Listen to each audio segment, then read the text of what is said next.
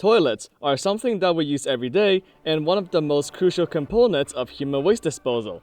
And despite not using any electricity, it is very good at doing what it is supposed to do.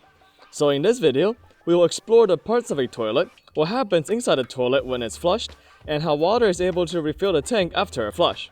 Starting with the anatomy of a toilet, we have the tank that contains the water for flushing, the bowl where the waste is deposited, the flush handle that activates the flush valve that controls the release of water into the bowl, the fill valve that refills the water after a flush, the bobber that tells the fill valve when to refill the water, and a U-shaped pipe with some water under the bowl to carry any waste out. Alright, let's start from the beginning. When the flush handle is first pushed, a chain attached to the handle lifts up the flush valve. This causes the water in the tank to rush into the bowl. And now as the bowl fills up, the additional water weighs onto the water in the U-shaped pipe, which pushes the water up and around the pipe directly into the sewer pipes.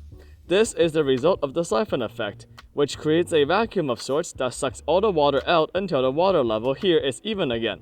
This motion uses no electrical energy and is able to efficiently get rid of any waste and toilet paper, which is honestly a pretty impressive engineering feat.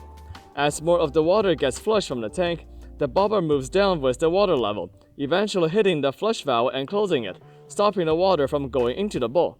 While the bobber is moving down, it also slowly opens the fill valve, which starts to fill up the tank with water in the meantime. This will slowly lift the bobber up again as the water level increases from the fill valve. Lastly, when the bobber is at its highest point, the fill valve is shut off and the toilet is ready to be used again. Phew, that was quite a lot. So then what happens when the toilet is clogged? This usually happens at the U-shaped tube here, which is where the plungers come in handy.